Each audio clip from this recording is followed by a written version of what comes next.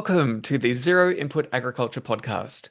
Today, I have a guest, Samuel Lewis, who is the 21st century hoe farmer from Brittany, France. And I only recently stumbled onto the many YouTube videos that have done documentaries about his work and read his amazing self-published book about everything that he has achieved.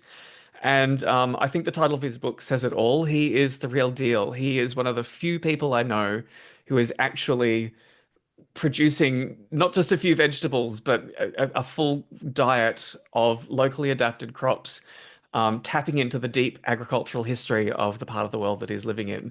So I'll throw it over to you, Samuel, to tell me a bit more about yourself and how you ended up in this like very unusual position in life, and we'll take it from there. Hi Shane. Uh, a bit about myself. Yeah, I like to call myself a subsistence gardener, self-publisher, an artist. And yeah, I'm 38, so starting to get old now. So yeah, I've got a lot of experience behind me, more and more. That's the advantage of getting older. But yeah, we're living out here in rural France, western Western France. It's Brittany is a tradition of being slightly more independent from the rest of France, Celtic links, and came out here when I was 7 with my parents and sisters. So I've kind of grown up here. And it's a kind of maritime climate there, if I'm guessing correctly. It never gets really cold in winter. Mm. We're a good hour from the sea, so it's we don't have any salty winds. But yeah, it stays like mild. It never gets too hot in the summer, and it never gets too cold in the winter. It's kind of the same temperature, Mm, mm. more or less. Cold, damp and cold, really, all year round. It sounds lovely. I've got Danish roots, and the few times I've been in those climates, my body's just gone, oh, I'm home, compared to the humidity and the mud and the droughts and everything that happens here in Australia. Um, Let me think. So we talk about a couple of main topics, and the one I'm really curious to dig into with you is crop breeding, because your books and your documentaries that I've seen about you is very focused on techniques and methods and management. And I didn't see any little hint about like where you sourced your genetics from, and if you do any work to improve it or modify it as you grow it. Crop breeding.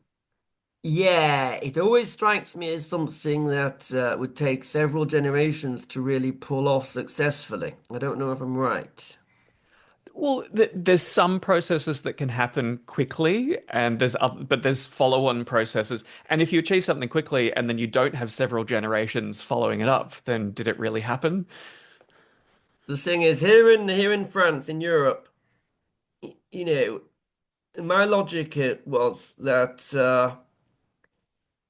there are several crops that tried and tested and grow well here. Been grown here for like a few thousand years.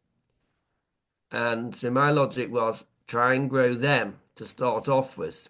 And then if I got good at growing them and could cover my basic needs, yeah, I'm always open to new crops. I've got a few friends that are into very into crop breeding. They're trying to grow avocados and stuff. But I'm so if they give me some good seeds, I'll generally try them.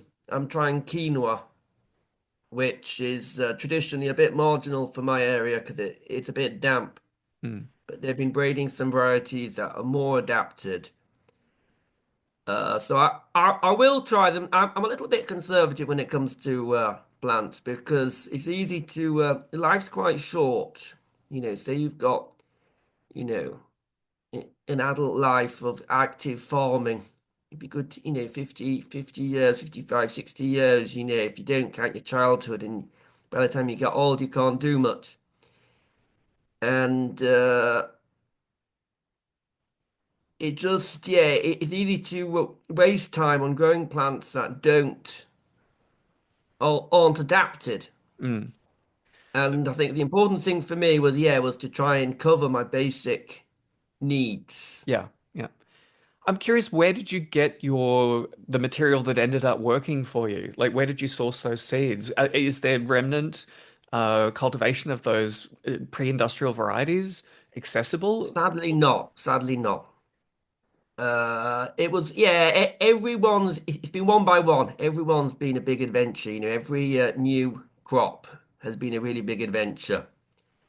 And I think it's cereals that they really tampered with a lot. Mm, Because the thing I grow like I've got five main crops plus vegetables. I've got my cereal crops, which is rye, and I grow a bit of wheat, but wheat is poor isn't so adapted to the Brittany climate, so I've kind of abandoned wheat partly. So it's rye, wheat, buckwheat, potatoes, and beans, plus vegetables, and I do a rotation of 4 years. So every 4 years, my crop will go back in the same field.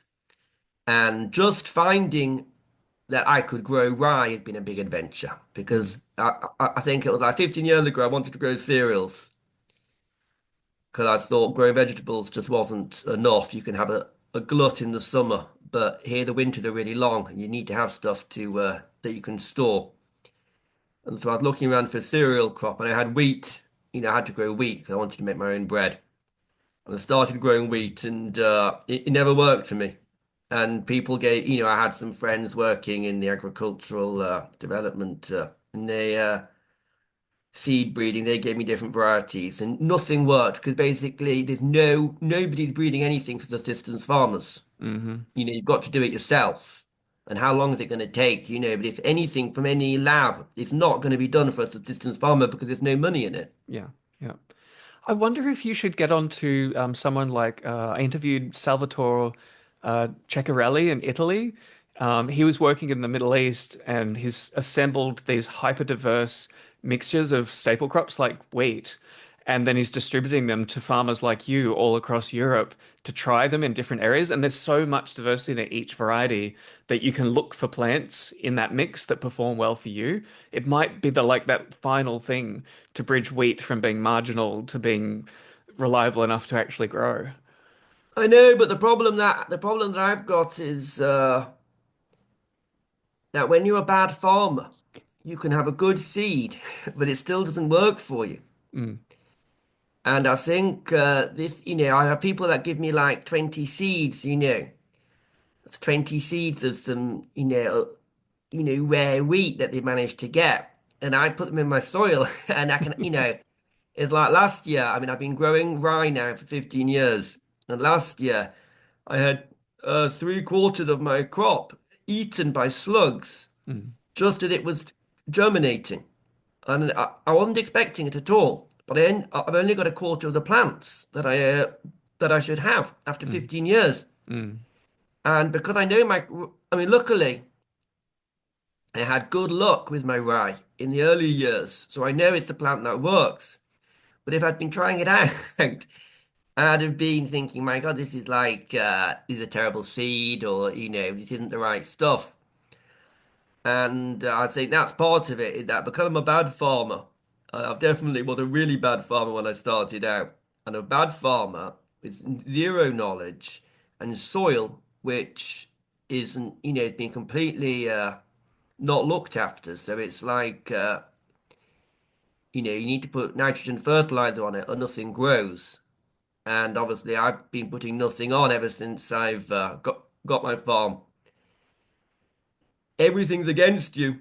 mm, And if you mm, just put, 20 seeds in the ground, and they don't work, it doesn't mean the seeds are bad. And so, yeah, I think I started off with wheat, and I still grow a bit of wheat, but there were so many things. There were so many things. One is that modern wheat varieties have been bred to keep their seeds on the heads. to withstand the modern combine harvesters. But Mm. I thresh by hand with a flail, and if I, I can have a beautiful wheat, but I can't get it off the heads. Yeah. Yep. So it's just to me it's just a job. It's something that I definitely get into it if I could feed myself. I think the farmer's always getting selecting better stuff just naturally. But at the moment, I'm still in the learning stage. It's tricky with hedging your bets too. Like if you're trying something new, like you mentioned quinoa, someone can promise this variety is great, but and I relate to this too because I do all of the work by hand. The amount of work it takes to set up a growing space, you can't afford to risk planting a huge amount of that new crop because there's a too high a chance that all of that work will go to waste Yeah, and the calculation that you go through. But I always leave a little bit of room for like just doing a small amount. But particularly some staple crops are scale dependent. So I'll often find if I plant like just one or two sunflowers, it's very easy for just a couple of birds to strip the yeah. entire crop. Whereas if I planted an acre of sunflowers, by the time I started seeing damage, I'd have different opportunities to deal. It just buffers out those impacts a little bit differently. And I was going to say too, with traditional agricultural societies, they had an accumulated knowledge of all of the variations that could happen. In Australia, for example, we go back and forth between a flood and drought about every 10 years. And I can grow a crop once and it does beautifully. And I'm like, okay, I've got it made. But then you realize, oh, I have to see how it's going to perform through all of those extremes. And until I really know how valuable it is in the long run to keep putting a bet on it. Yeah, so here in Brittany, they basically for thousands, for at least a couple of thousand years or more, probably 3,000 years, there's evidence of them growing buckwheat, rye, and oats, and Mm. probably barley. And to me, it just makes so much sense to focus on those crops because at least, even if you've got I got modern varieties because the old varieties are basically lost. Obviously, now I'm doing it, and people know that I'm growing cereals.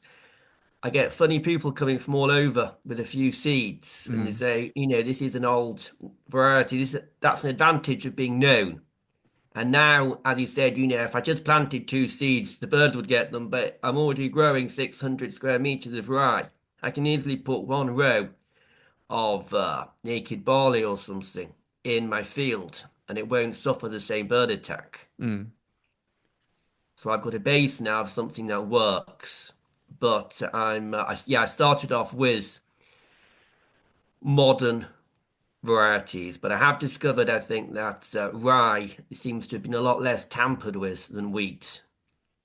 And so my rye crop is quite a rustic variety, I'm and that's curious. my main crop. I'm curious. Do you have to worry about ergot, the fungus in your rye, given you're in a fairly wet climate? It's the first year I grew it with my Borton seed. I had, a small amount, and I thought this is terrible.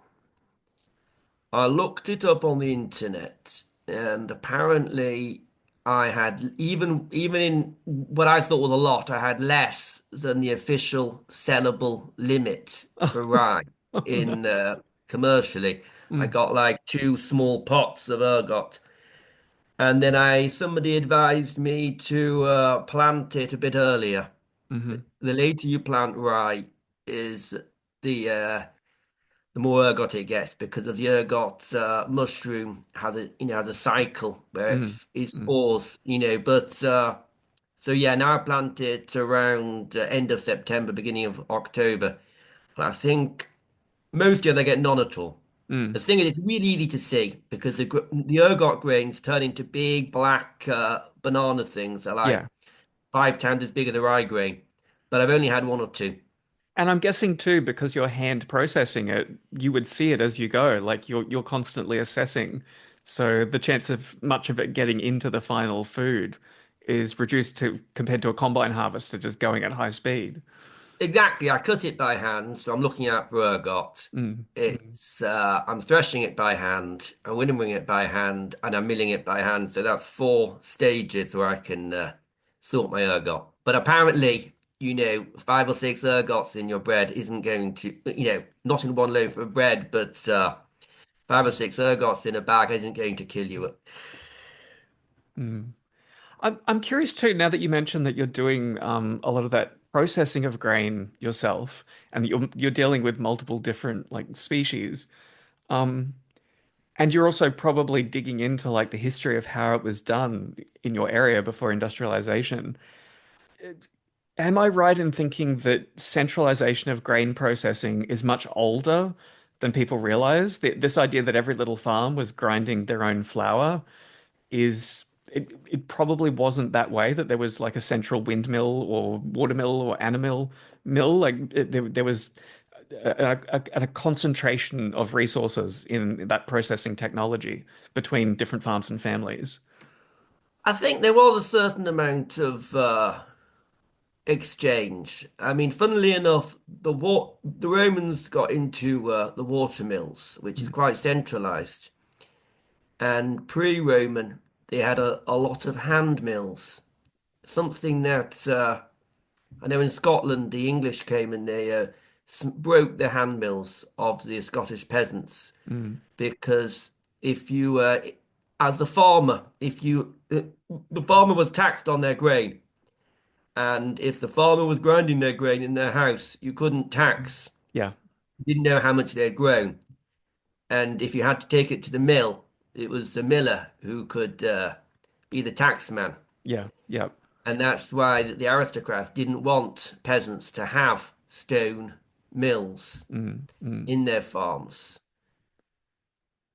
And the Bretons, buckwheat. One reason why buckwheat is a very popular crop in Brittany is because it's a softer grain and you can mill it without, they have these wooden mills, which they're like two rotating pieces of wood with like metal like nails inserted into the wood. And that's what mills the buckwheat. It's mm, not strong enough for wheat, but it's strong enough for buckwheat. So the Bretons got into growing buckwheat because they could mill it in their home, and so they weren't taxed. mm. It was one of the reasons why the potato was so transformative when it took off in Europe, that it was pretty much impossible to tax it. Yeah. Mm, interesting.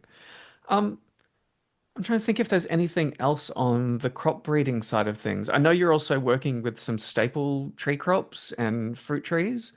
Are you doing any selection from like the local population, and then when the trees grow, applying any pressure to them? The thing is, there are a lot of old varieties. My general belief is that what is old, in plant and farming, what is old is good Hmm. because it's tried and tested.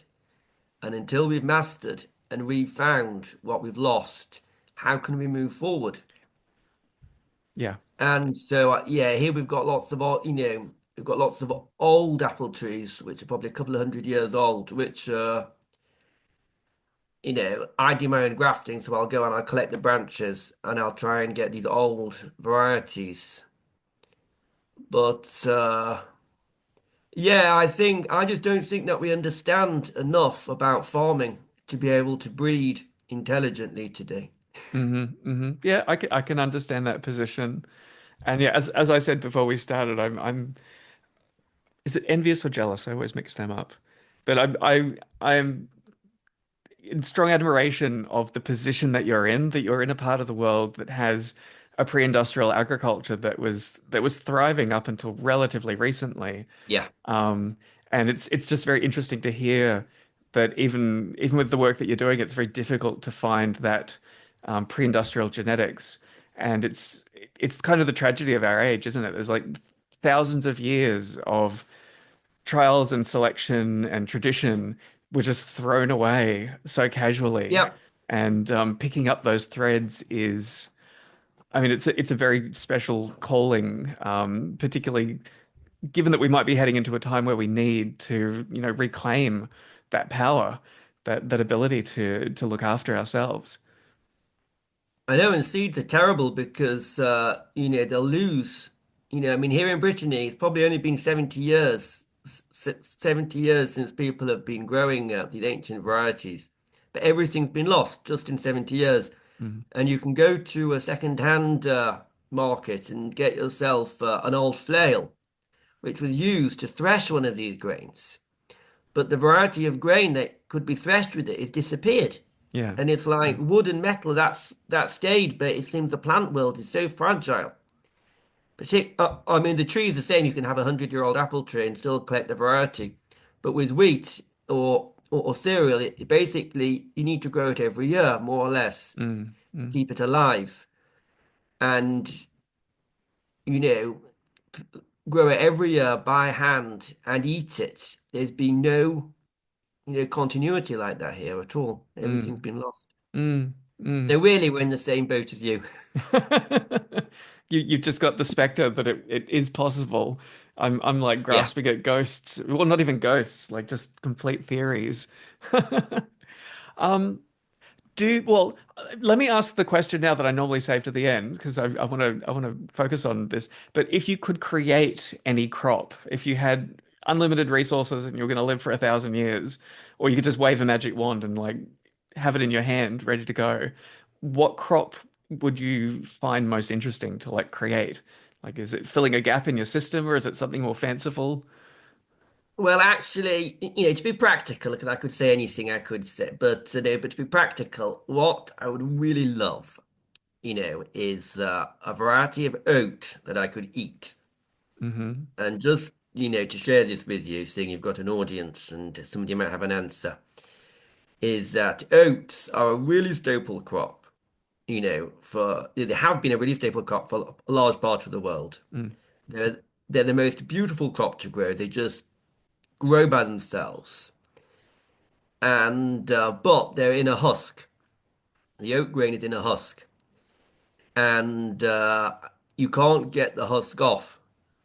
And you can grind it, but because the grain itself is soft, it sort of shreds up instead of Mm. being milled into flour. Hmm. And so it mixes up with the husk. So even with a sieve, you can't separate it from the husk because the husk, grinds up, and the grain grinds up, and the husk is really sharp, so it just pricks into your gums. And there are varieties of naked oats, but they're not all naked. Mm. And nobody knows this because everybody's, oh, I'll grow myself rolled oats, I'll grow myself oats and roll them, and but you can't get the husk off. But nobody Yeah. knows because they've got some such good mechanical processes for getting the husk off Yeah, yeah. that It's those you've been eating. steamrollers from like the industrial age kind of transformed that crop. Exactly, and some way of rubbing off the husk. Mm. And I mean, I'd even buy a machine if it was a reasonably priced and small scale, but I found no small scale machine for de-husking oats, affordable. And so this beautiful plant, and it's no problem growing it. If I could grow it, it could just be happy as the day is long. It takes no work. But I can't. So yeah, it would be a really huskless oat would be my magic crop. There's a really interesting story about oats that I don't know if you know about it, but when like wheat and barley were domesticated in the Middle East, oat came along for the ride as a sorry, as a weed. So when they were growing wheat and barley, they were constantly having to fight to like stop the oats from like taking over. And when that package of species went into northeastern Europe, it was so wet and like damp and horrible that in places like where you are, wheat and barley were kind of marginal. They didn't grow that well. But the oats, which had been like a pain all along, came to the fore. They're like, oh, we love it here. And they're not as easy to deal with culturally, but at least they grow. So the culture shifted to like figure out how to deal with this horrible weed that actually wanted to grow when the wheat and the barley wouldn't. And they figured out complicated ways of turning it into something like bread and gruel. But yeah, it's just interesting that it's something that was always a problem, and then it became a salvation for cultures that were outside of the original climate zone. Yeah, that is an interesting story, and I think that it must have been quite a manual process. I think de-hulling it. Mm. Mm. But I still don't. You still can't. I still can't find on the internet how they did it. You can tap and tap away, and Yeah. there's a lot of information about celebrities and pages and pages and pages, and I think it's like a tiny paragraph on notes that just oversimplifies it, and it just doesn't work. It's like, well, yeah, great idea, but artificial intelligence comes up with a great way of doing it, but you try it out and it doesn't work. But I, that would definitely be my magic crop. I feel your pain because just the other day I wrote this up on my Substack. I did an experiment with a relative of foxtail millet because it grows as a perennial here, and I'm looking for ways of using it. And it has reports of it being used as a staple grain, and it grows really well. I'm like, okay, I'm going to harvest some, and I was doing all of these like probably very laughable, comical experiments to try and figure out how to make it edible in the kitchen on a really small scale. But it was promising enough that I'm going to pursue it. I might have to do some breeding work with it to hybridize it with foxtail millet and turn it into something at least a little bit better. Is millet in a husk as well? A little bit, but it's relatively easy to remove with simple technology. I think it's one of the reasons it was one of the first grains that spread in various areas. Have you tried dehusking it yourself? I'm trying to think. No, when I was first growing foxtail millet, the birds, and we've got so many birds here in Australia, just completely shredded it before it had even matured. Whereas this weedy kind of millet relative doesn't have quite the same problems. So I'm hopeful that I can strike a balance there with something that's a bit more edible but still bird resistant. And does it have a husk, this wild one? I think it's got a very thin husk, so you can just grind the whole thing up into gruel, and it's a little bit fibrous, but it's quite soft to do Okay. that grinding at least. So I think it's at the status of famine food at the moment. But yeah, I mean, sometimes again, traditional agricultural systems in your area, is there still a connection to the wild foods, particularly the staple crops that acted as a backup when all of the grain crops failed for a year? Interesting question. I do think, I mean, people talk a lot about foraging these days, and I do think that the farmer did a lot more foraging than what we imagine. Mm, And I mean, I say to people, if you are, if you like foraging, the ideal environment to forage in is the farm, is a mhm, subsistence garden, mm, because just on the hedgerows beside your fields and everything, you've got such a diversity of plants. But I don't think we're in one of the best areas in the world for human survival, because thinking of roots and nuts, our main nut is acorn, which isn't terribly edible. mm. And we don't have a lot of roots that are really that edible either. So I think people would have been living more on meat in the past if they hadn't had farming, Hmm. personally. Mm. But it's a great climate for animals, you've got a lot of grass growth. And it's a really good climate for storing processed dairy as well, isn't it? It's just cold enough that during the harder times of the year, with relatively simple technology, I think you can ferment and make cheese and keep it. Yeah. Mm, Yeah, yeah, it's great for storage. It's in the winter. It's for vegetables as well. It's a great not too cold, but mm, not too hot either. I store most of my stuff outside in these outdoor storage clamps and just do it with straw and earth. And it just saves space in the building. So, I don't have to store them indoors. mm. Yeah, I work a lot on storage crops here, but it's so different with the humidity and the warmth. There, you really have to look for particular strains of things like a pumpkin that can sit around in those conditions, whereas a lot of the temperate varieties that are bred for storage, you try and do it here, and they're just like, no, it's a sauna for a lot of the year, so it's a different challenge. It's interesting though, because I had an aunt who's moved to Flinders Island, and I've been talking to her about agriculture, and she was just telling me of all the different pests, that attack these crops if you want to have a garden.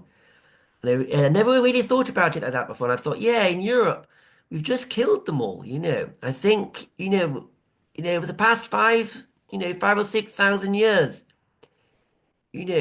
we've just eliminated, I think. all the things that really make farming impossible. Mm, And I just take that for granted. That actually the flora and fauna basically co-evolved with human beings for the past several thousand years. And the things that actually make life completely impossible, we've basically eliminated.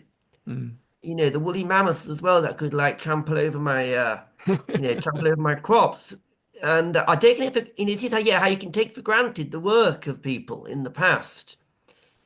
And it seems that, yeah, in parts of Australia, you've got that wildlife that it hasn't been sort of evolved with farming. Mm.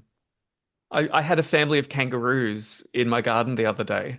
Like I think there was five of them, and I went out this morning and there's like bounce prints through a freshly sowed bed of veggies. So I'm like, oh, hopefully they'll come through, but I might need to re-sow some of them. And we've got a little creature like a large rabbit that's kind of an omnivore, and a lot of the root crops just get destroyed by them. They just dig up and eat everything. Even high cyanide strains of cassava, they grow okay here, but then as soon as they start filling out, they just get destroyed by the wildlife. And grains, we've got parrots and finches like coming out of our ears.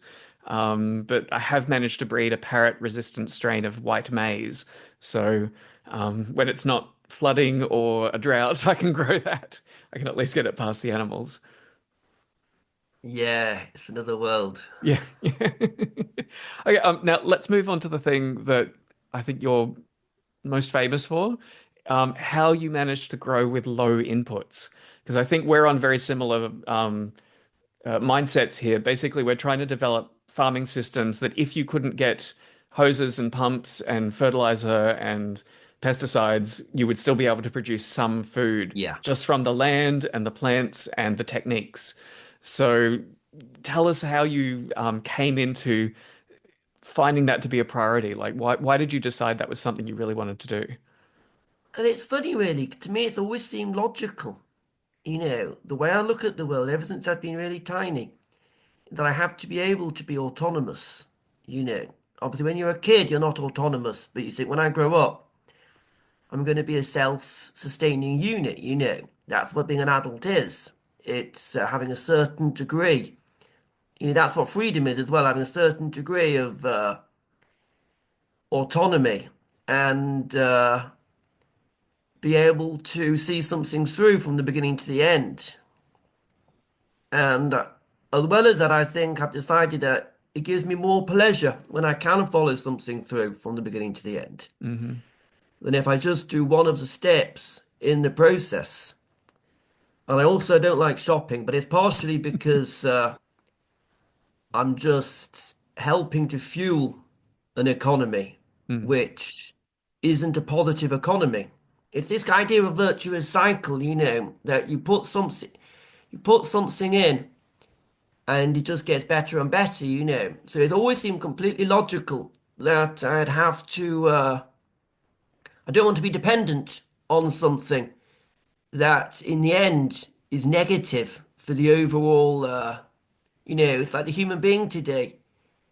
We're just a contradiction Mm. because, we need food to live, but to get the food, we need to poison the soil, which creates the soil infertile so we can't live on it. Mm. The same with a house, we want to live somewhere, so we come in with a bulldozer and concrete to destroy the bit of land we've just bought.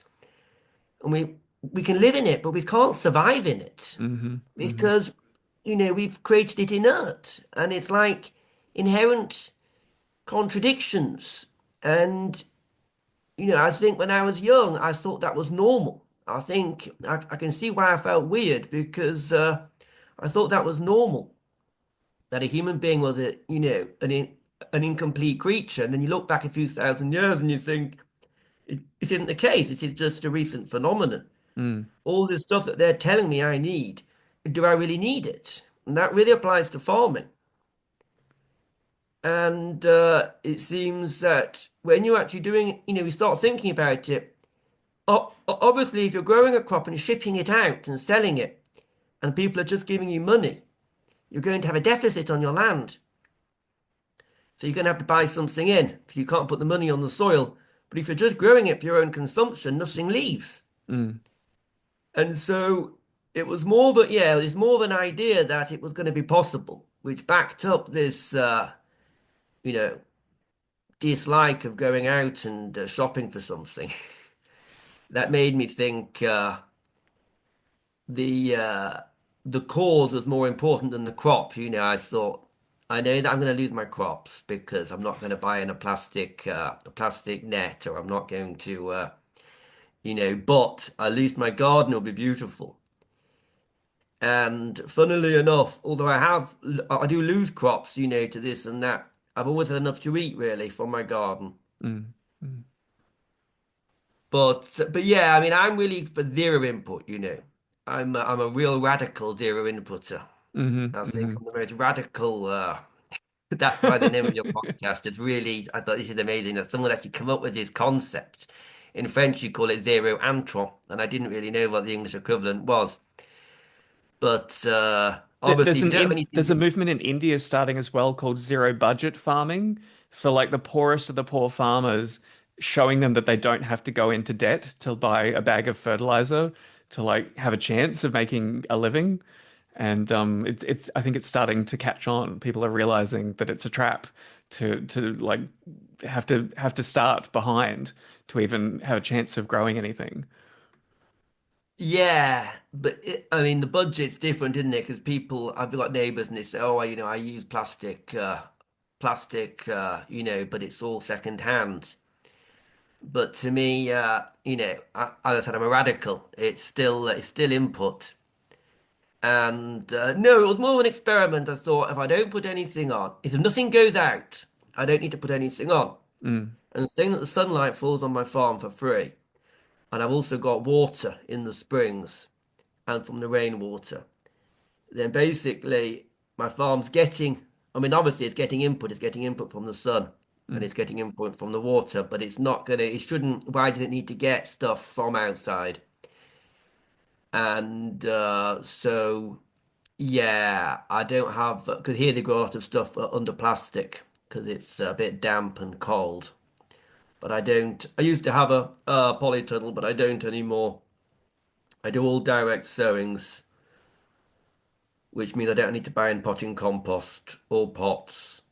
And yeah, I think the only real input I've got is my tools, my metal tools. Hmm. It's interesting you mentioned that because, and going back to your point about this human capacity for independence, a lot of modern culture looks back on the pre-industrial, like peasant times, and casts them as slaves, as being these like desperate, powerless people who, the kings and the knights would just kick around. And that wasn't the case at all. Like the kings were hanging on for dear life to not piss off the peasants because often they didn't even know what the peasants were up to. Like even being aware of what was happening in all these little villages was a challenge for Yeah. the nobles. Um, but the thing that tied them together was iron and salt. The peasants had that dependency to get good quality tools to like make them more efficient, and they brought salt in from the salt trade for, I think, ultimately mostly nutrition, particularly if you're living away from the ocean. It's easier to maintain good health if you get some sea minerals coming in. But it was a relatively stable balance of power between that massive peasants and a really small elite kind of holding it all together. Yeah. Um, and but then when you look at how it's arranged today, it's just so different. And that transition must have been so disorienting to go through. And then I think we're both on the same page that there could be a similar reverse transition some point in the future that the bulk of people may be forced to go back to providing their own needs again at some point. And yeah, I don't know. Is that kind of resonating with you? Yeah. I mean, for me, if there is a future, it's a future with, growing stuff on the land without input. To Mm. me, maybe that isn't our future, but if that isn't our future, then we don't have one. Because that's the way I view it, that is the only future. And what we're living here is just a tiny sort of hiatus Mm. of something that doesn't, a negative cycle where we're just polluting polluting and toxifying more and more things at a frightening rate Yeah. in just the course of a few years, and it's got absolutely no chance of continuing in a sustainable way. We've got no chance of resolving the problems that we're creating. Counterpoint, do you think there's anything that we can do today in this like crazy industrial age that has the potential for long-lasting beneficial impacts? Like after this has all come and gone and the world's gotten simpler again, are there things we can do now that we have so many like look at us now, we're speaking to each other from the opposite sides of the world. Is there some good to be taken out of all of this kind of crazy time that we can like pass on to future generations? An example that didn't work. That's what I think sometimes. I looked at reading about, some of these African societies. And it's quite funny because most cultures, they have some story like of the Great Flood, Noah's Ark and stuff. And yeah, well, these are African Bantu tribes that had the same story. And they had, the tribal law is that no inventions. Mm, What was the idea was that what was used, for the ancestors is good, should be, it was good enough for us. And to innovate was disrespect and was punishable by death. hmm And to me, that's an incredible, and then Europeans come and say the Africans are primitive. But actually, can be explained by this very strong tribal law that, to innovate doesn't work in the long run. And I thought that's an incredible, powerful collective wisdom hmm from the past that it doesn't work, And I think, yeah, so this is what I'm often think. I think, my God, we're going to leave a great collective memory here, mm. not to go down our road again. I mean, the Amish are the only example I can think of a culture that at least tries to make those decisions collectively. They like look at each technology and try and figure out whether it's actually going to work for them or not. And they don't get caught into that kind of runaway process where everyone just gets dragged into doing something whether they really want to or not. Like a lot of young people today, if you're the only person who doesn't have a mobile phone, then you get like left out of every social activity. Whereas if nobody had them, people would use other means for organizing them and nobody would be penalized. So it's this kind of it's this Peer pressure. yeah, it's this kind of tragedy of the commons that can happen through technology as well. I know, I think I was lucky when I was a kid. I was home educated and I didn't have any friends. And it's hmm kind of funny because the thing that all the adults would say to me, oh, you're being home educated. Do you have any friends? And I was like, well, no, I don't, because, I find other little boys sort of aggressive and violent and I don't want them to kill me. So I'm hiding from them. But I think that growing up, I can see that friends to just hold you back, because you want to do the same as them. But when society's mad, your friends are mad. Yeah, And yeah. so how much do they help you trying to be like your friends? It's another thing I can be envious about. I wish I could have been homeschooled because I was in survival mode to get through the school day, dreaming about going home to my garden and just being alone in my garden or in my greenhouses. That is so sad. That is so sad having to be exiled. When I learned to drive, I had to go and leave my farm. But I was like 18 and I just thought this is nuts, It was like exile from my land. I have to go and sit in a classroom to learn about highway code. And I just thought, imagine if that'd be my every day at school. What a tragedy. That's one thing that we can segue onto. So you were lucky to be homeschooled, and that culture is growing and spreading like all over the Western world at a rate which I think is alarming. The education departments that believe that it's their responsibility to program the brains of the next generation. And I believe you've done some work with you and your brother on homeschool education resources. Do you want to talk briefly about that? I haven't looked into it much, but I saw it and I was very curious. Yeah, it's my dad actually. My daddy wrote the book. Mm, We did it together, but it's I've got two sisters, my dad. And yeah, the thing is, he wrote two books on home education, and we illustrated them as part of our lessons. Really, when we were, I was 11, I think. mm, My sisters were a bit older, and we sold them in the UK. I've got a huge bumblebee in here, so that's what the noise is. It seems to have woken up, and yeah, it was. So we did a couple of books on home education, which we sold in the UK. And but they weren't really making enough money, so we abandoned the whole project a bit after a mm, bit. mm, But and then you get these questions. I mean, you get these secondary questions of you can home educate your kid, but what are you going to teach them, and what world are you going to share with them? And I think for me, it's the that's where the subsistence garden, really comes into it. mm, Is that it's such a beautiful place, for life, for a kid, but also you can see life just thrives. It's not like a city, You see the birds thriving, the bees and the insects thriving, life thrives. So that kind of puts to me that I don't have kids, not yet. But I think there's another thing I was paranoid about. How could I have kids if I didn't have a sort of a beautiful garden in which they could grow in? mm. That's one thing I loved in your 21st century hoe farming book.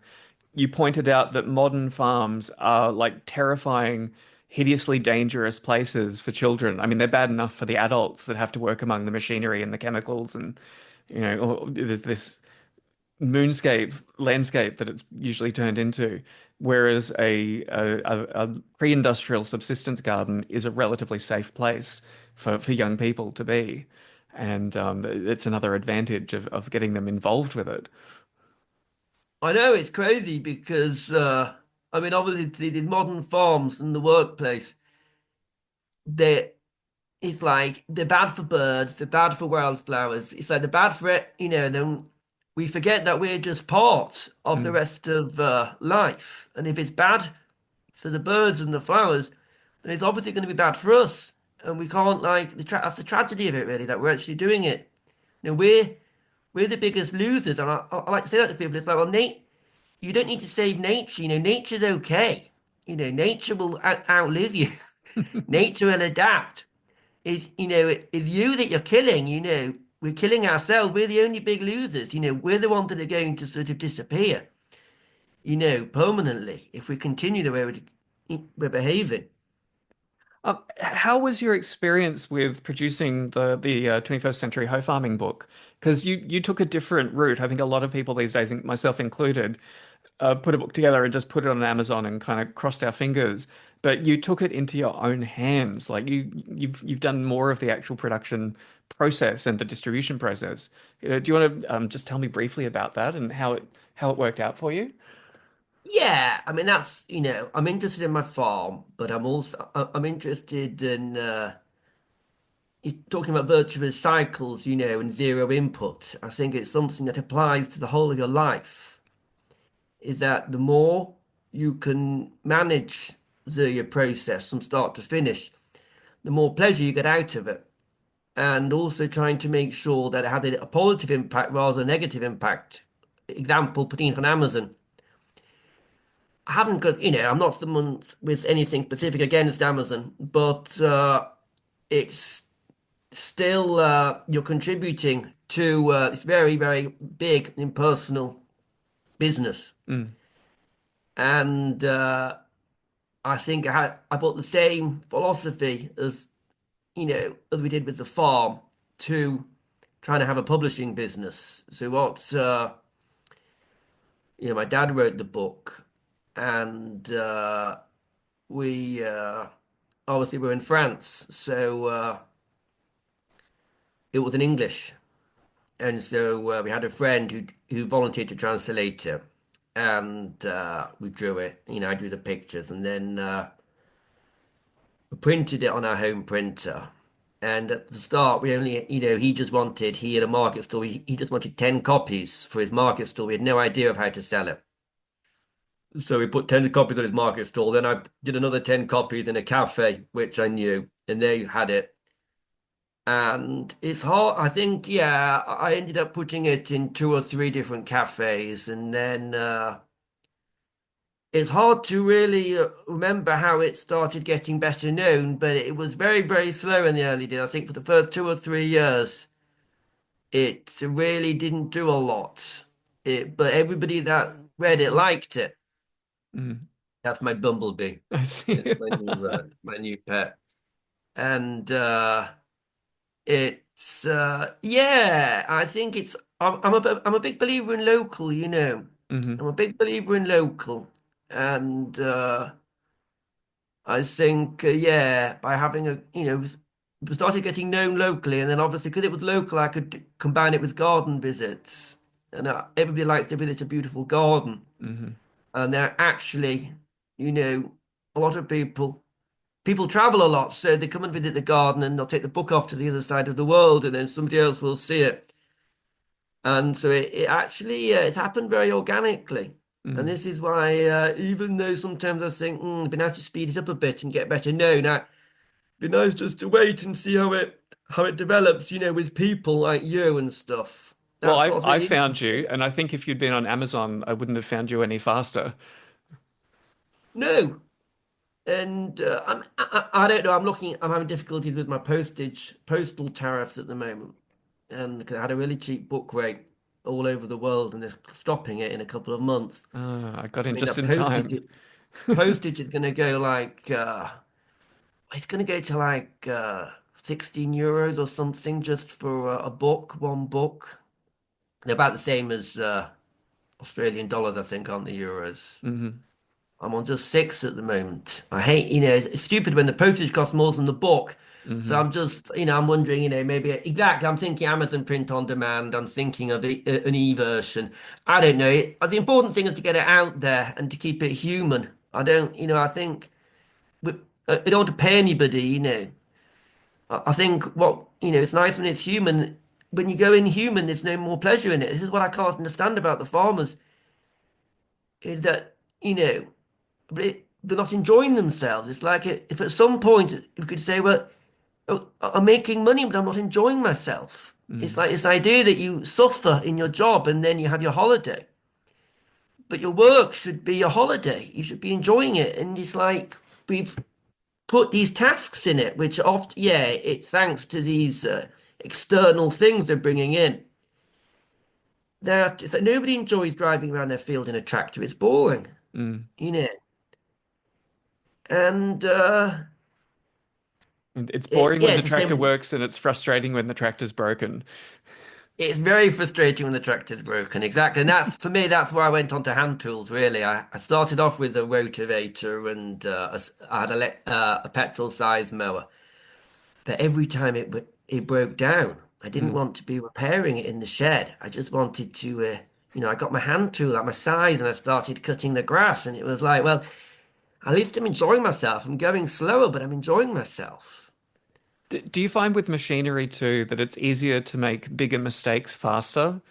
Yeah, Like you often think you need to do something, and then the machine just waves a magic wand, and there you go. And you're like, oh no, I really wish I'd done a little bit of that first and then seen the result before I committed to doing all of it. yeah. Mm. I mean that's so much the case, and it's you can see it on a world scale. It's just terrible, we're charging with this sort of confidence, and it's like we see what we're doing. And then the problem when you have a machine in your own place, because you did it with a machine, you just think, oh, I can't put it back by hand, Mm. you know. And that's what I got. Years ago, I got a mini digger in, and to get a rock out, and then I thought I'd make a bank, a hedgerow with it. Oh, I was so happy making my hedgerow, but actually, it's not what I wanted. It was in the Mm. wrong place, the wrong thing, and I took it all down by hand. And I Hmm. thought, the fitting way to learn from my mistakes, because it takes what you can do in a day might take you 2 weeks by hand. But Hmm. I'm curious as well, quality hand tools in your part of the world. Like a lot of the a lot of people who are thinking, oh, I'll start doing more like handwork in my garden. I want to go down this path, and they just buy whatever tools they can get, and they're often like dreadful, like they're barely Yeah. usable at all. And I was lucky; I managed to find like a refurbished. I don't know where this thing came from. It's my favorite tool on the whole farm. This hoe that is just like an extension of my body now. And I lost it once for months in the undergrowth, and I was distraught. I was just like going to give up on everything. And I found it eventually. But how do you solve that problem in your part of the world? Well, we're quite lucky to because we're in quite a rural area. We're quite lucky to have a garden centre which caters for farmers. And the basic farming tools, which for me are a hoe, a sickle, Hmm. which is like a sickle is like a really old tool. You know what a sickle is? I use Japanese sickles, kamas, with the little curved serrated blade, and that's my second most favorite tool.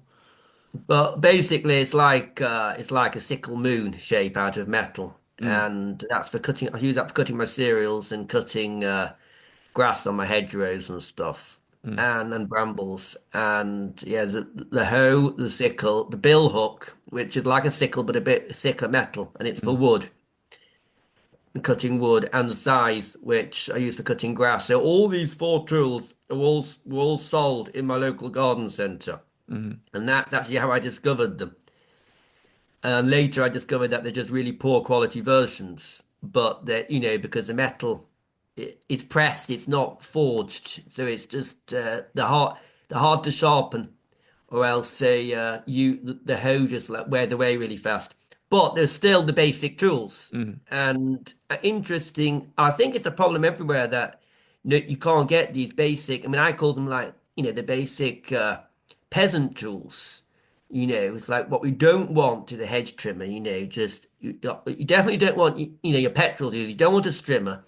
Our strimmer's been sitting there, for 15 years untouched. But you don't want a hedge trimmer. You can cut a hedge with a sickle. Don't want a hedge trimmer. Nothing with these plastic handles. Anything that's complicated, you just want something with a head and a handle that you can put together yourself. And when mm. it breaks, you can mend it. Yeah. And this is, it is an input, but your hoe head can last you 10 years. You could, forge it from a bit of scrap metal. And the hoe you made yourself, and the handle you made yourself. But yes, I mean, that's the basic thing about these tools. But yeah, I had a friend in France, had a friend like about 4 years ago who started a tool shop just for these, basic peasant tools, which he mainly imports from Italy because he's found one. I mean, in Europe, there are only two traditional scythe makers Hmm. in Hmm. the whole of Europe. One in Austria, one in Italy. So there aren't a lot of them here. But anyway, he decided he wanted to source them, and he's actually done really well.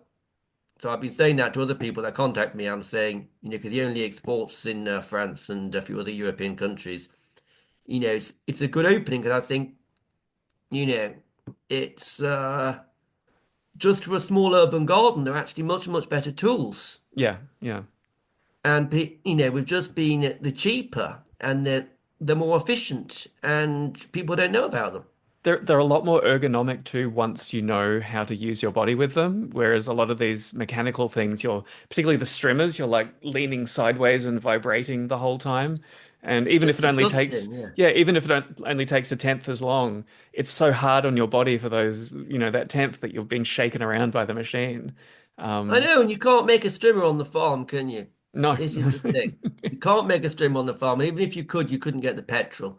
Mm, And so this is why, yeah, my tool is an input, but it's a very, very simple input compared to these complicated machines. mm, mm.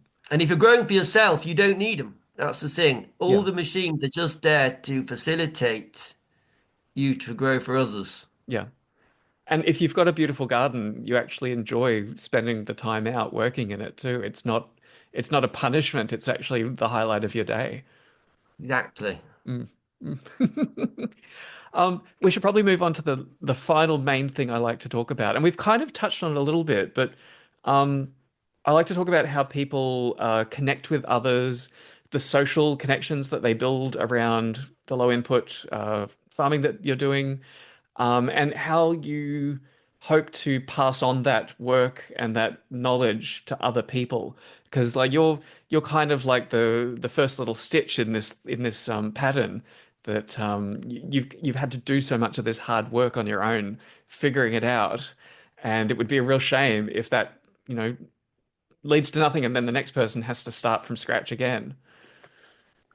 Yeah, I think I definitely feel I'm going in a direction, and I'm not sure where it's going to end. But I think I spent about 15 years just hammering my head against the wall trying to farm, you know, to see if it worked, to see if nature said, yeah, you belong to us or you don't.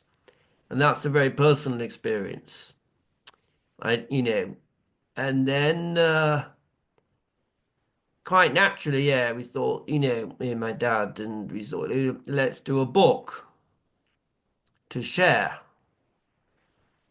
And then I've done a few more cartoon books to follow on because I tend to do it in drawing. But so I did these books, and then recently I've been having a bit of recognition for them. And I think, well, that's great, but actually, what do I want? It's not money. You sell the book, you get a pile, you get 10 euros or something. It's like, well, that's, if I wanted money, I'd find an easier way to get some money than doing these books.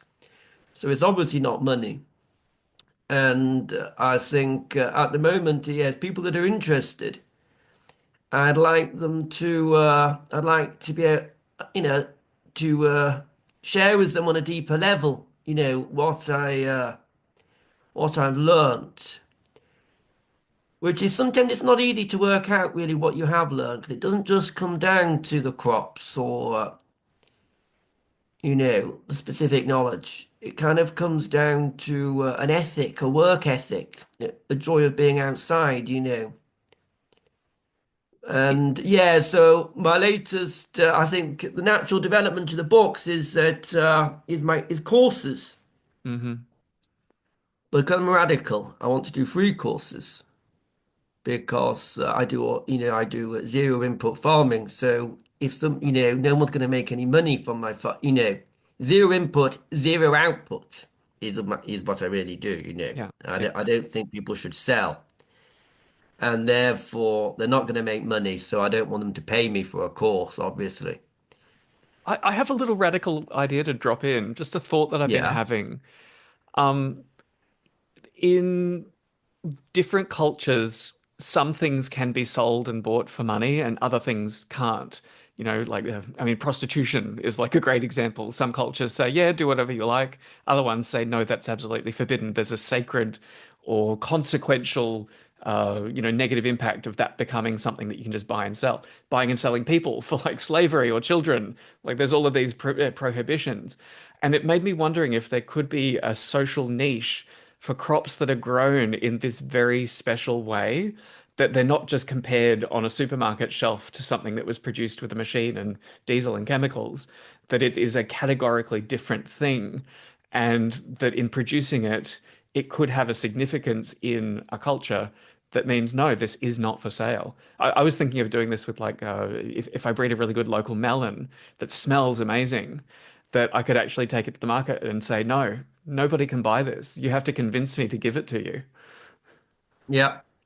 Yeah, this is what I do. I like to wind people up. They come and they see all my baskets and this and that. Oh, is it for sale? I think, no, it's not for sale. But I'll show you. What interests me is showing somebody how to get it themselves. So, Yeah. obviously your melon, what would be really interesting is its seeds. We're agreed, Hmm. because if somebody could get the seed, then they could, and they don't need 100. They just need, if they're a good gardener, they just need one or two. Hmm. But it's a great idea, but it's not a financial idea. That's No, the no, no, no. Well, I almost think of like the communion wafers, that you don't just buy them by the kilo with the supermarket. They're imbued with a sense of significance and they have a ritual like place in the community. And I yeah. wondered if there were more people like you creating, a small surplus and a community around this form of cultivation, you could actually make that something that you come together and produce a shared product, that the only way that anybody can access it is to, participate in that community. It isn't just something that's up for sale. Yeah, well, I think that I've just, since the past sort of 10 years, I've had a surplus.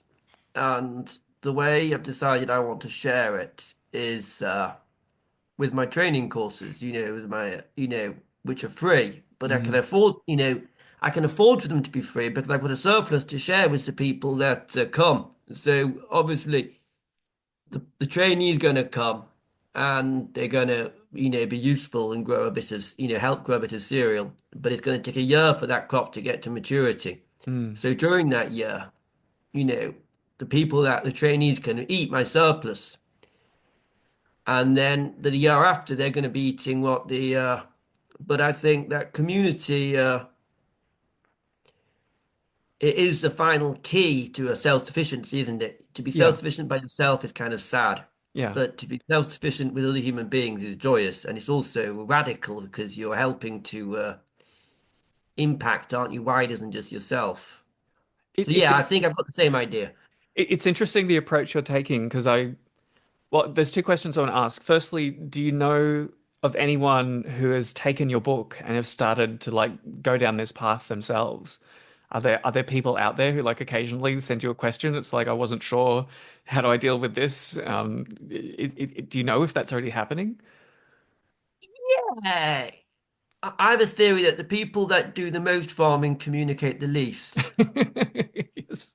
Okay. So, so So that perhaps my best student, well, hasn't contacted me yet. the other thing I want to ask you about is if you know about the history of Fukuoka, the one straw revolution guy in Japan. Yeah, I'm a fan. He's my Yes, but do you know about the end of his life? Like where he the had students. well, yeah, he had students for like many, many years, but the last bit when he was winding down, um, I read somewhere that he came to believe that his life was a complete failure because people weren't. Well, a really good example, one of his students who worked beside him and in his system for many, many years, ignored his teacher's advice and went to another part of Japan and tried to replicate the model, like just to copy it. Yeah, And he said, no, I discovered this method for this place through this long process of like observing and interacting and testing what could actually function here. And you're going to have to go through the same process no matter where you go. And he told this to all of his students, and it's in his writing if you look for it. But the thing people came away with is, oh, seed balls and no work. And it's like, no, that's not it. That's not it. You're getting the wrong Th- message. There's so much more that's demanded of you. And if you try and take a shortcut, you're probably going to be disappointed. And yeah, I'm sure I saw it somewhere that he felt like he failed to get that across. And I think he I'm really. wondering if you're mindful of that. That is such a fantastic thing you said to me there, because I just all these people that come. Because I work with a hoe, and people just keep coming to me and saying, "I don't, my hoe. I don't want to cut up the worms and I don't want to work the soil and Fukuoka." And actually, I'm a huge fan of Fukuoka, but I only discovered it once I discovered my hoe. So I Hmm. don't know. When I read his book, it was just like, wow, you know, somebody else had been through the same thing as me, Hmm. I just felt so much less alone. But, and yeah, but yeah, you really understood that. And very few people understand that about Fukuoka, that he just had a link with his soil.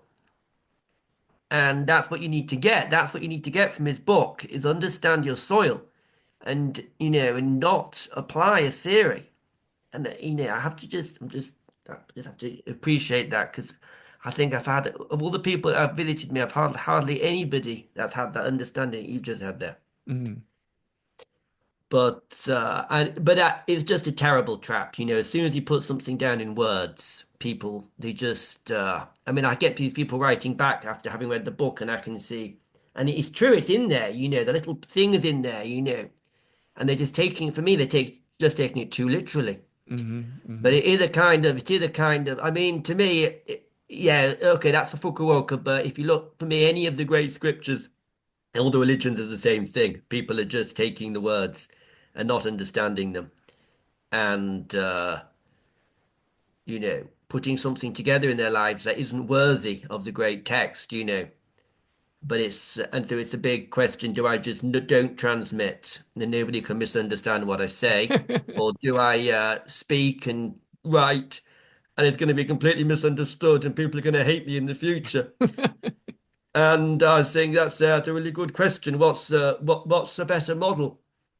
I But I do, think, well, I think it goes back to the tragedy of what was lost during industrialization, because every little farm with their own patch of peculiar soil had gone through a process, a hard-won process of figuring out what they could actually do with it. And I mean, permaculture tries to do this, but you can see the same thing. Like the very roots of permaculture, that message was very clear. And then you fast forward decades and it's like, oh, you just put down cardboard and, that there you go. That's going to solve all your yeah, problems. Or swales, that'll solve all your problems. And it's like, no, that's just two of the easier to understand and communicate techniques out of a really wide range of things that may or may not work in any particular place in any particular combination. And you always have to keep going back to first principles whenever I mean, like for you and me, for example, what progress we have managed to make. If you had to move to a completely new patch of land, even like a relatively short distance away, you would have some advantage over somebody who knows nothing, but you would probably also have to unlearn a few yeah, things that became habits in your current place. yeah. And yeah, I don't know. That's a I mean, kind of I open-ended think thought. no, but obviously I can, I'm just convinced that, whatever I say is going to be misinterpreted and applied in a wrong way. And everyone else around that knows I'm going to think, that's a really rubbish book that, could look at this person so arrogant, thinks they know everything from that book. But at the same time, yeah, you do. I think there are certain principles, like I think the zero input is a fantastic principle, and you just sort of think, I can't see how this could be like misquoted or misrepresented, because zero input is just seems a really great guiding principle for farming, Mm.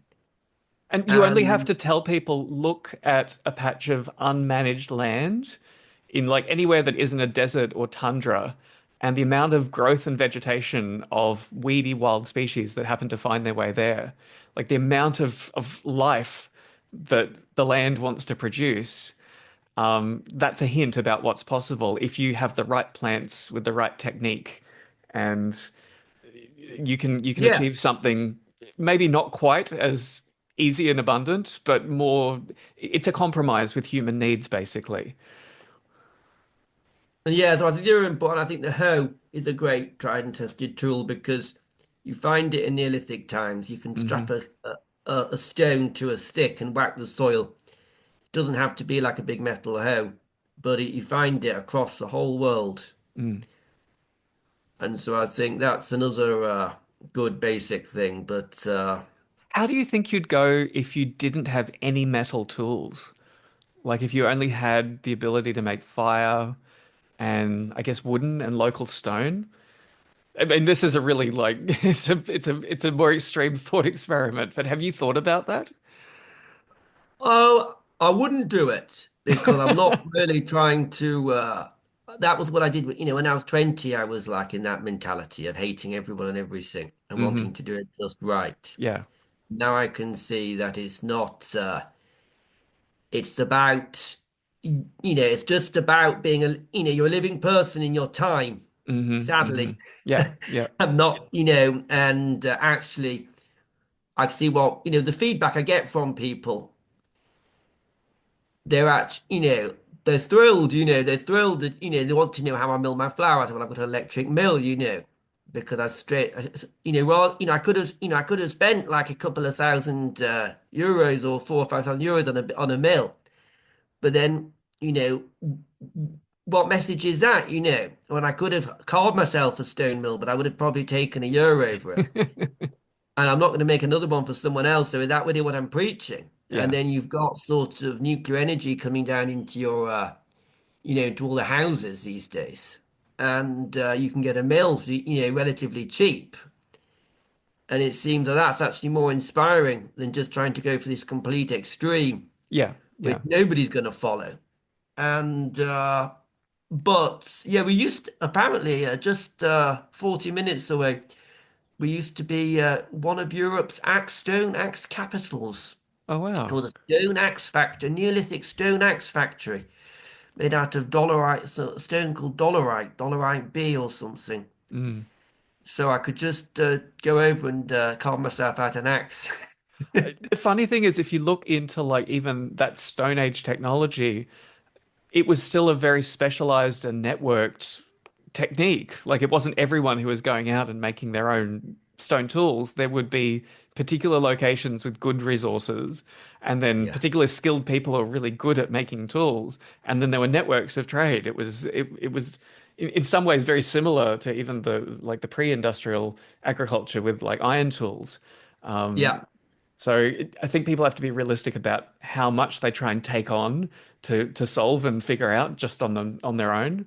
And that's I why know sharing what we do is so important too. people just want to be the best, don't they? I think a lot of these people that get into a small holding is that they want to be, they're having an identity crisis and they want to find their niche Mm, and that they want to be the best and maybe live on courses or something. But to me, it's just not authentic. hmm I can see it's a trap to go into, but it's not authentic because you can only, we're all the best at feeding ourselves, aren't we? You can't be better. mm, I can't be better than my neighbor at feeding himself. He's going to have to feed himself in the way he can do it. mm. And I think that's why it's really important that you pick one thing that's your focus. And for you and me, we have that in common. It's zero input. Like, what can the land actually grow without bringing it, like even bringing in like truckloads of mulch, thinking that it's, sustainable.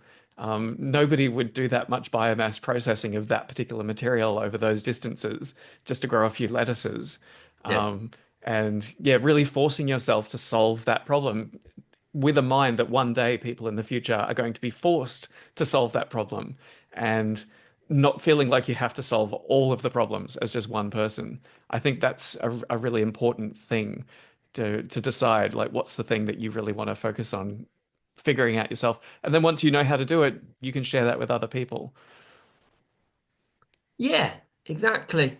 Mm. And yeah, I think for my yeah, I just think it's the first step. Really, I'm taking a first step. I Hmm. think if everybody was farming, zero input farming, I might uh, I might be you know I might be a hunter gatherer. Hmm. I might be a Hmm. hunter gatherer. I think I'm not a particular, I'm not. I don't think farming is the best way. I think Mm. farming has perhaps been the start of all our troubles because it's been too efficient. And the tragedy is, I don't think I could live in where I live without farming. I think it was, and if I wanted to just herd, I'd have to be a multi-billionaire and own sorts of tens of thousands of acres. Hmm. So I've got, but I do think that it's been a long human history. Really has been a long, sad story, and I'd like to go back. I think I'd like to go back to back home. Like to go back all the. I think you look at the animals and you think they must. I mean, they're just happy. You can see they're happy. They don't Hmm. have the same social weights as us, and I think we could. I do believe that we were similar one day, once. And I like, I just see mine's the first step. If everyone was doing what I was doing, I'd be continuing the path back, back to who we are. Mm. But you can't, you have to be practical. And if you really want to get close to nature in this lifetime, you've got, it's not just a fantasy. You've got to do what you can do where you are. Mm. I And mean, so I think that's, my big position is that the crops that you have available have certain demands and requirements and logistics, and that shapes the societies that are built on top of them. So, like a really good example is when the potato came into Europe, it completely changed the dynamics of like taxation for peasants and caused all of these different like changes. And industrialization came on the top of that, and kind of we never got to see the end of that particular story. But I don't know. My hope is that this time, this big disruption in history is this big kind of mixing pot that might put new crops and livestock in the hands of different groups of people around the world. Possibly like completely new domestications. That's my hope that we've still Which got. would it would be fine, but it wouldn't be better. This is what I, obviously, this Well, is what what I. about tree crops? Like they take a lot longer to go through a full domestication process, and the logistics and dynamics of like forests that can feed people rather than fields that need all of this labor. It might be something that hasn't happened yet, but is still possible. Just like potatoes didn't emerge spontaneously in Europe, but once they arrived there, they worked. I know that, I mean, potatoes are a shit crop because the seed degenerates, Hmm. Hmm. and you have to keep buying. The seed gets viruses, and you need to keep. They grow the seed potatoes in the north where they don't get the aphids or whatever. Mm, So, and then they grow them on. I think Brittany, the growth like the first year there's a band in Scotland and parts of Scandinavia, I think, and then they grow them on, multiply them to it, and then but if you save your seed and replant it, mm, the potatoes get smaller and smaller in the current system mm. with the current varieties. So that's something I input. That's one of my inputs is I buy a bag of seed potatoes over a sort of 2 or 3 years.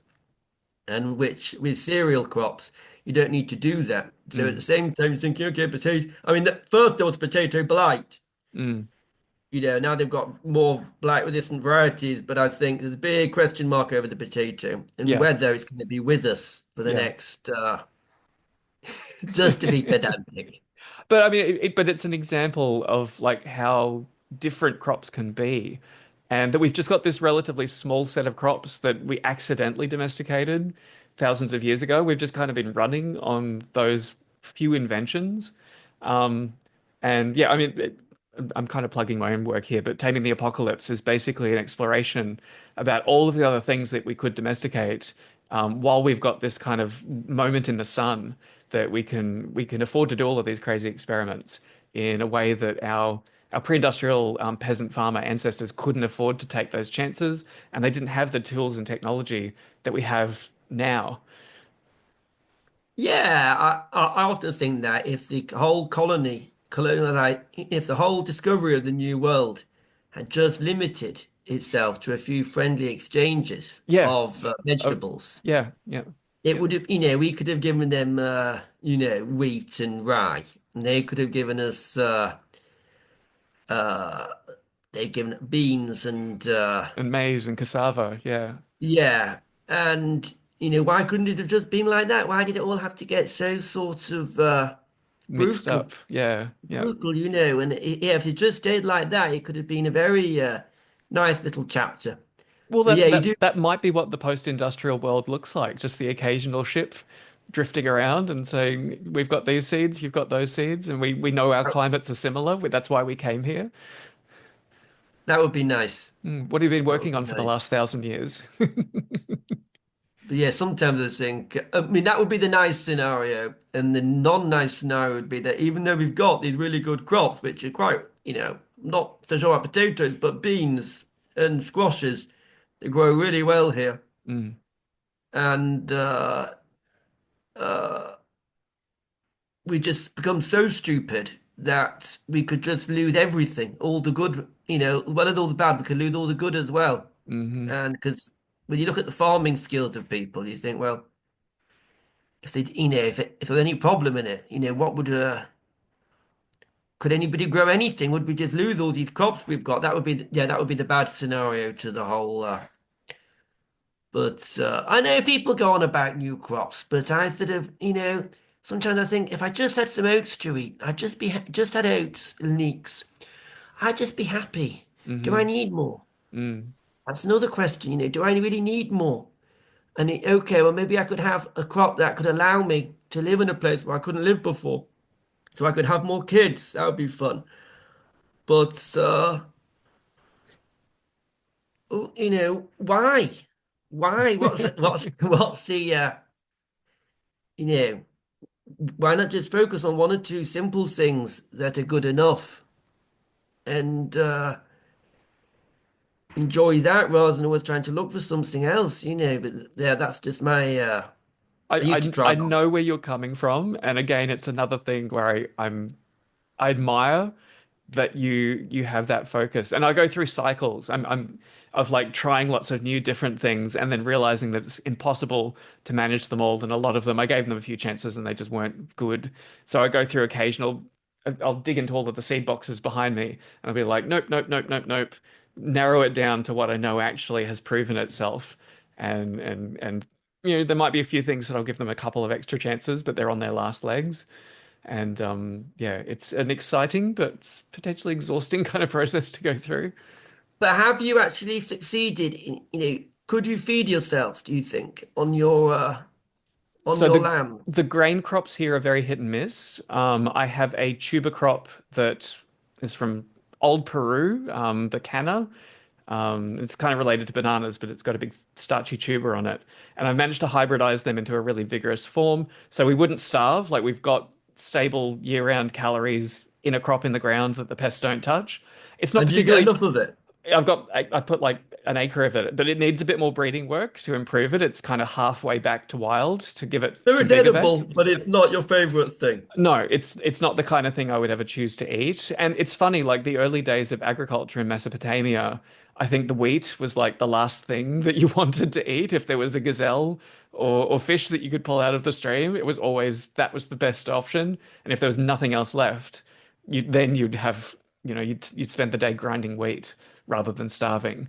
And yeah, I see a lot of the crops that I'm developing here are basically when the goats are producing milk, when we've got a spare goat to put in the fire pit, that's the first choice. And then if there's nothing else left, if there's a bad month, you can fall back on these starchy tuber crops, which are better than absolute starvation. Canna is Yeah, called. yeah. I think it's grown as an ornamental in Holland. It's got like big ornamental purple leaves and pretty yellow or Okay. red flowers. The Dutch have managed to fill them with viruses by cramming them into greenhouses. It's not a drug, though, because the No, Dutch are good at no, no, no, well, no, aren't no, they? no. When They're good at you that. often Can you cram often more drug Google into a search and it crop. tries to tell you to look at marijuana and like, no, it's a different thing. But yeah, that's the one I think I've made the most progress with, and the local tree crop, which functions a bit like chestnuts, but some years you get a massive crop and you don't know what to do with it. This year we got none. So again, it's a bonus that if you can manage the populations, you don't need to do any more work than harvesting it, but you can't rely on it 100%. You can store it, though, I imagine. For a while, you have to process and dry them. They're a bit like chestnuts in the warm weather. They can rot quite quickly. Chestnuts don't store well. No, hazelnuts. We have hazelnuts here, and they're Mm, amazing. They can store for years and yeah. years. It's too warm for hazels here, but we do have macadamias. They were domesticated from wild species, like just up the road from here. Yeah, macadamias are great. My aunt brought me back some once, and Yeah, they're lovely. the thickness of the shell is crazy. You think, When you've got parrots flying in from by the thousands, then it's amazing. You put up with having to break the that's what I hammer. was thinking. That's what I was thinking because it's a heavy duty shell, for the Australian wildlife. Exactly, exactly. It's an Walnuts would just advantage. get walnuts would get ripped to pieces, wouldn't they?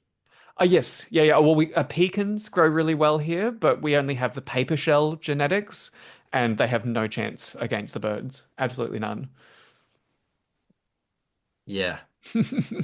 Oh, we should probably wrap up, but I've been having so much fun. I hope I haven't taken too much time. But the final question I love asking people is, what is your vision for the future of food in your community? Well, you can see I'm quite, you my ideal vision, Yeah, my ideal vision. let's end on a I hopeful mean, note. I'm quite a pessimistic person, really.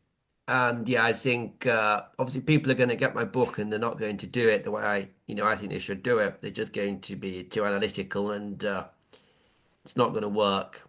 And so I'm not really thinking I'm going to change the world for a better place thanks to my books.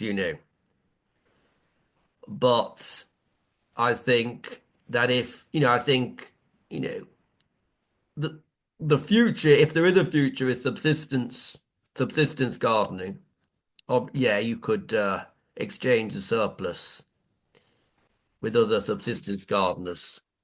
And I think my future. is yeah, I definitely want to. I think ideally it is to make myself into a training center for subsistence gardening, which is free. And because I think really you can't really be a subsistence gardener by yourself because people have always done it in a community. Hmm.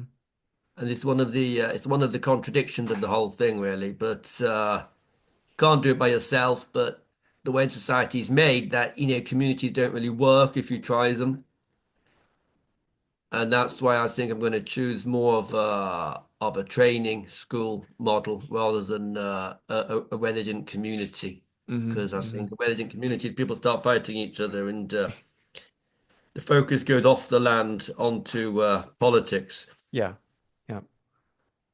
And but uh, but yeah, I mean the reality is it's the farms are getting bigger, and the knowledge is still getting lost here.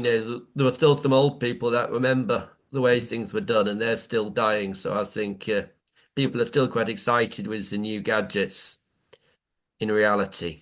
Hmm. But Hmm. then you get it, there's a countercurrent of urban people moving in, but then they don't know anything about farming. So It it's surprising how highly skilled and difficult to transmit the package of little things that you and I are kind of stumbling into. yeah. It's not the kind of thing someone can just turn up and look at the garden and really understand what you're doing, when it takes like a little bit of nudging every day to get a successful result. But no, I think, it's, seeing that we've got the technology, it's great to be able to network with people around the world. I think Mm, that's like something I definitely want to be doing is network with other people, using the modern technology. I think the modern technology is great. I like Instagram. People like to criticize the social networks, but I think when you've got it, you know, you should use it and you should use it for a good cause, mm, Facebook, Instagram, and all the technology, to be able to because I think machines are powerful, but people are, people together, we're more powerful, aren't we? That's the thing. hmm. Hmm. And that's what people can't do really is work together. But if we could pull together, we could create a bit of a movement. I think your name of zero input farming, I think it's a great, catchphrase because it's simple, Hmm. something that people could really, take up. Because, so yeah. Quite positive, really. I'm Mm. pessimistic, but positive in my own life. Well, I would say you have a very realistic grasp of the challenges ahead. And for me, that's the sign of somebody who has their own hard-won successes, that you understand the costs and the rewards that come with going down this kind of path. And for many modern people, it's almost unimaginable. But I hope, like me, you get a lot more support, like people who are trapped in the suburbs that have jobs and mortgages and commutes and traffic jams and all that kind of stuff. I think more and more they understand the value of what people like you are doing. And I'm hopeful, and this is why I do this podcast, is to get that awareness out. And selfishly as well, like I love the chance to talk to people like you. It makes it Same all as me, worthwhile. yeah. Mm. We're actually quite selfish, but no, I do think that the main thing that puts people off from this idea of leaving the town and having a farm is that they're going to be alone. Hmm. Hmm. They just, think they're going to be lonely. And I think if there was if they thought it was other people doing it and it was a fun club to be part of, I think you get a lot more people doing it. And the people that were doing it would stick at it longer. Mm.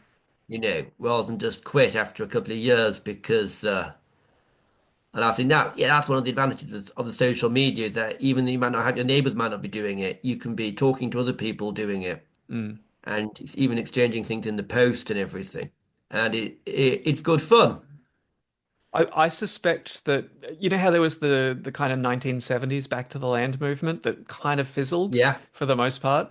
And if you look further back in the 1800s, there was one as well that went through a similar thing, trying to build communes and go back to farming, and Yeah. that mostly failed as well too. And I'm hoping that people like you and me are kind of sowing the seeds for a third try at this, and people won't be so naive this time around, or at least as naive. They might still be a bit naive, but this might be the time that we give people the actual realistic tools to have a fighting chance to make it work. If there's groups of, I'm hoping young people in particular uh, could look at the opportunity of like escaping from suburbia and cities together with the right selection of people and the right understanding that it's not just going to be a walk in the park. There are um, there's an adaptation process, but young people I think are better at going through those kind of redefinitions.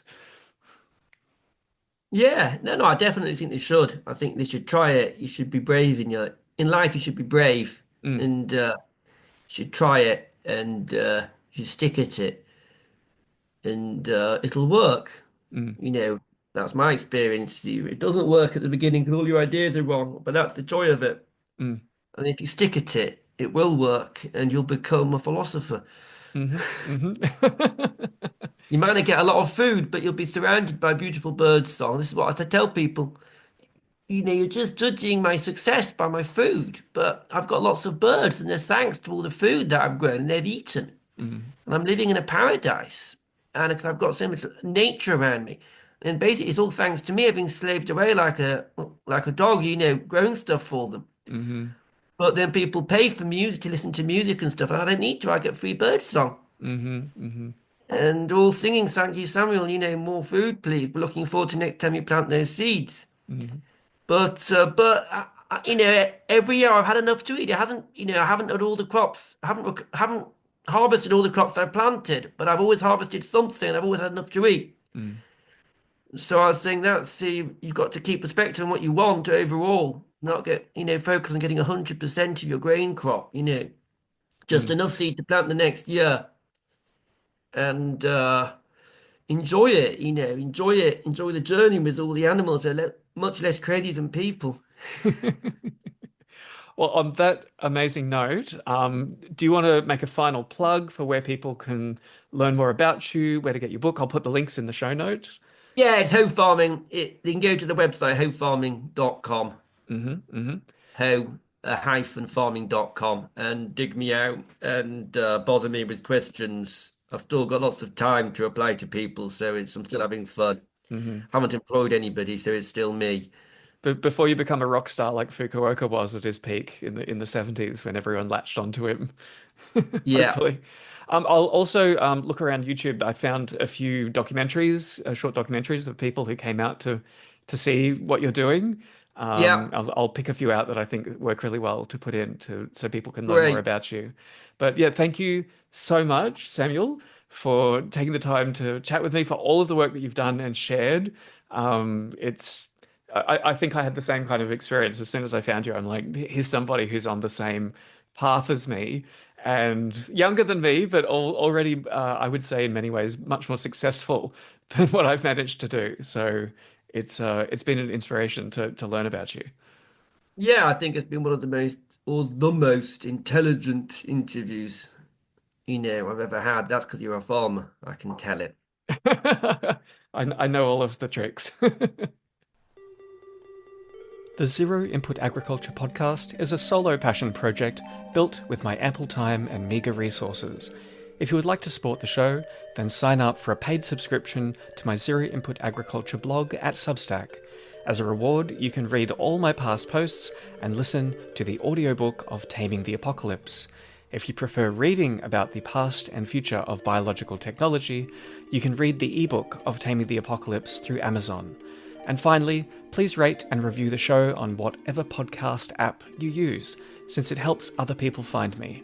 Or recommend the show directly to anyone who could use some inspiration to become a plant breeder themselves.